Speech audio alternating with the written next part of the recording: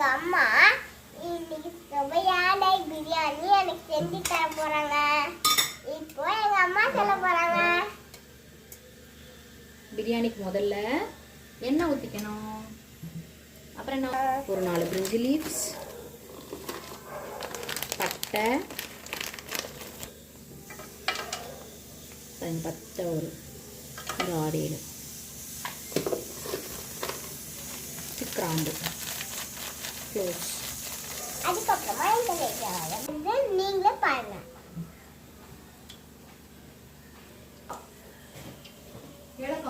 இப்போ போட்டாச்சு. நம்ம இப்போ வெங்காயம் போட போறோம். நான் சொல்ற அளவெல்லாம் 1 kg ரைஸ்க்கு 1 kg ரைஸ்க்கு 5 ஏலக்காய், ஒரு 15 க்ளோவ்ஸு, பட்டை ஒரு 5 இல்லைன்னா 6 இது போட போறோம். அது வெடிஞ்சதுக்கப்புறம் ஆனியன் சேர்த்துக்க போகிறோம். ஆனியன் வந்து ஒரு 6 to 7 ஆனியன்ஸ் கட் பண்ணி வச்சுருக்கேன்.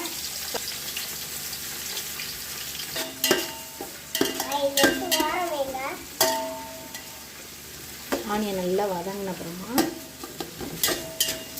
இஞ்சி பூண்டு பேஸ்ட் அரைச்சி வச்சுருக்கோம். பூண்டு எவ்வளோ எடுக்கிறோமோ அதுக்கு ஈக்குவல் அமௌண்ட் ஆஃப் இஞ்சி எடுத்து அரைச்சி வச்சு மிக்ஸ் பண்ணிக்கலாம். இஞ்சி பூண்டு பேஸ்ட் ஒரு 2 மினிட்ஸ் இல்லை 1 மினிட் எண்ணெயில் வதங்கினா போதும். அதோடைய ராஸ்மெல் போகிற ஒரு. தக்காளி ஒரு சாப்டு ஆனியன்ஸ் ஒரு 6 ஆனியன்ஸ் கட் பண்ணி வச்சுருக்கேன். 1 கிலோ ரைஸ்க்கு 1/2 kg தக்காளி போடணும். 1/2 kg ஆனியன் எவ்வளோ போடுறோமோ அதுக்கு ஈக்குவல் அமௌண்ட் ஆஃப் தக்காளி. ஆனியன் வந்து ஒரு 6 to 7 நம்பர்ஸ் போட்டிருக்கேன். அது எவ்வளோ கேஜின்னு எனக்கு தெரியல. தக்காளி வந்து 1/2 kg போட்டிருக்கேன். வதங்கினதுக்கப்புறமா சில்லி நம்ம எந்த மசாலுமே ஆட் பண்ண போகிறதில்ல. ஏன்னா இது ஆம்பூர் ஸ்டைலில் செய்கிறதுனால மசாலா எதுவுமே ஆட் பண்ணாமல் சில்லி ஒரு 10 காஞ்ச மிளகாயை வந்து ஊற வச்சு ஒரு 20 மினிட்ஸ் ஊற வச்சு ஒரு தக்காளி சேர்த்து அரைச்சிருக்கேன். இதில் ஆல்ரெடி நம்ம ஒரு 1/2 கிலோ தக்காளி போட்டிருக்கோம். அந்த 1/2 கிலோ தக்காளியிலேருந்து ஒரு 2 தக்காளி எடுத்து இதில் சில்லியோடு மிக்ஸ் பண்ணி அரைச்சிருக்கேன். நீங்கள் சில்லி ஊற வைக்கல மறந்துட்டீங்க அப்படின்னா வானலில் போட்டு ஒரு சின்ன பேனில் காஞ்ச மிளகாயை வதக்கி அதை அப்படியே தண்ணி மிக்ஸ் பண்ணி அரைச்சிக்கலாம். நம்ம இதை தவிர வேறு எந்த மசாலுமே போட போகிறதில்ல பிரியாணிக்கு.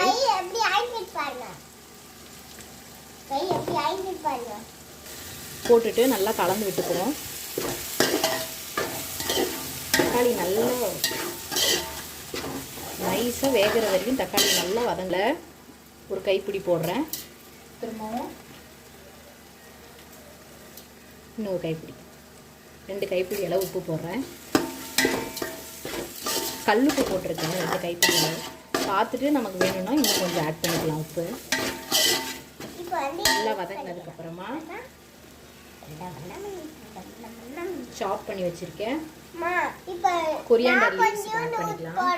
1/2 கட்டு கொரியாண்டர் லீவ்ஸை எடுத்து கட் பண்ணி வச்சுருக்கேன். ஒரு கட்டிலேருந்து பாதியாக செப்பரேட் பண்ணி அதே அளவு புதினா, எவ்வளோ கொரியாண்டர் லீவ்ஸ் எடுக்கிறோமோ அதே அளவு புதினா கட் பண்ணி வச்சுருக்கேன்.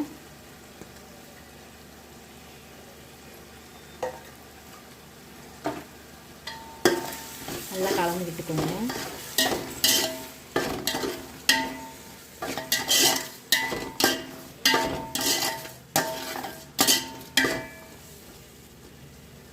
வதங்கிட்டு அடுத்து தயிர் ஆட் பண்ண போகிறோம். தயிர் வந்து 1 kg ரைஸ்க்கு எவ்வளோனா 250 ml ஆஃப் கேர்டு வந்து ஆட் பண்ணுறேன். 250 ml கேர்டு வந்து ஆட் பண்ணுறேன்.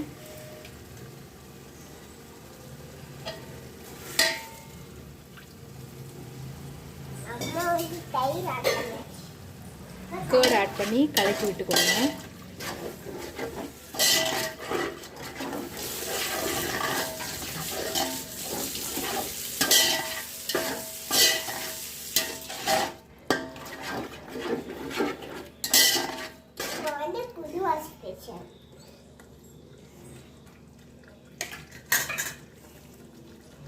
சிக்கன் எடுத்துருக்கேன். 1 kg சிக்கன் எடுக்கணும்.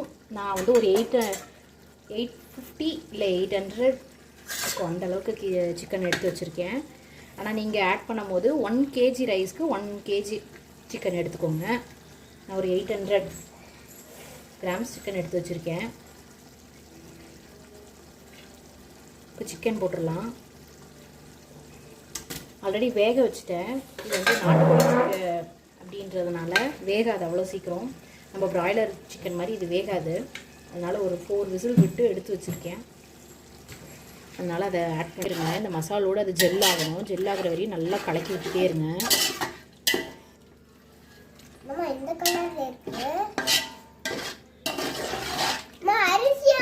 நல்லா கலக்கி விட்டுட்டு இப்போ மூடி போடலாம்.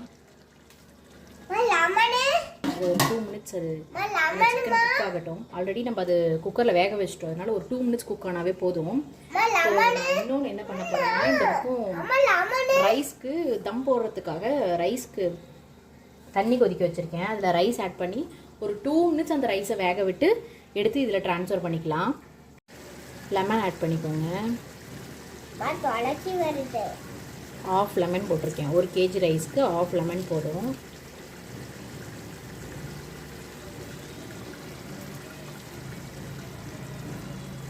அரிசி கொஞ்ச நேரத்துல ரெடி ஆயிடும்.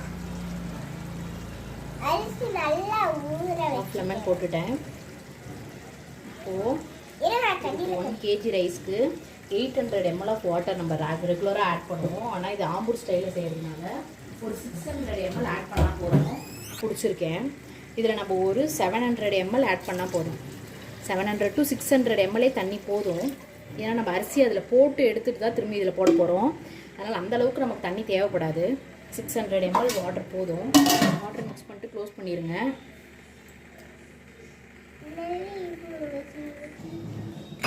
அரிசி வந்து ஒரு 2 மினிட்ஸ் இந்த தண்ணியில் போட்டு வேக வச்சு உடனே இந்த மாதிரி ஃபில்டர் பண்ணி எடுத்துருங்க. அப்படியே எடுத்து இந்த மாதிரி ஸ்டெயின் பண்ணிடணும்.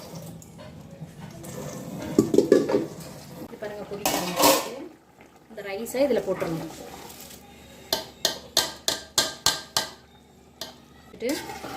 அரிசியை கலக்கி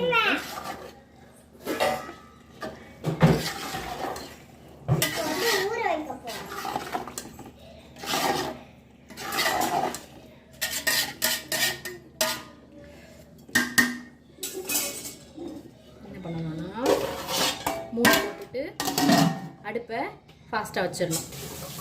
அடுப்பை ஃபாஸ்ட்டாக வச்சுட்டு இல்லை தெரியலன்னு நினைக்கிறேன், சைடில் அந்த பாத்திரத்தை சுற்றி புகை வந்தோடனே நம்ம அடுப்பை சிம்மில் வச்சிடணும். ஒரு 10 to 15 மினிட்ஸ் அந்த சிம்லேயே அது அரிசி வெந்துடும். அதுக்கப்புறமா நம்ம ஆஃப் பண்ணிடலாம். 15 மினிட்ஸ் ஆகிடுச்சு. இப்போ இறக்கி பார்க்கலாம். அடுப்பு ஆஃப் பண்ணிட்டேன்.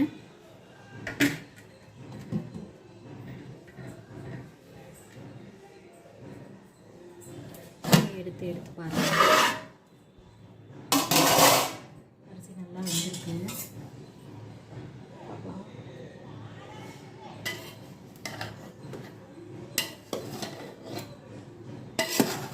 அப்புறம் வந்திருக்கு பாருங்கள், கறியும் நல்லா வந்திருக்கு குழையாமல்.